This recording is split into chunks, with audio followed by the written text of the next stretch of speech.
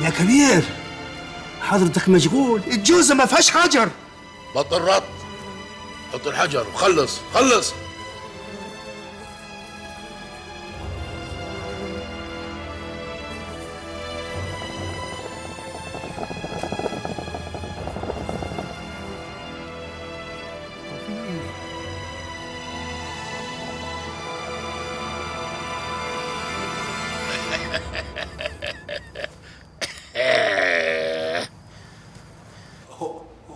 هو حضرتك مين؟ انا مش فاهم حاجه.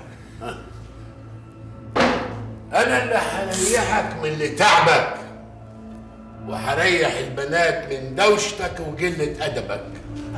ابوس رجلك، انا اسف.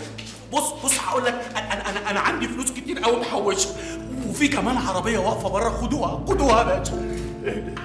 اهدى شويه عشان العمليه تنجح من غير ما تودع. عمليه ايه؟ انا مش عيان، انا سليم. انت عارف مين ده؟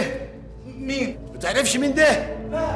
ده عمك مليجي، عمك مليجي ده افضل واحسن حلاق صحه في الكوامل كلها.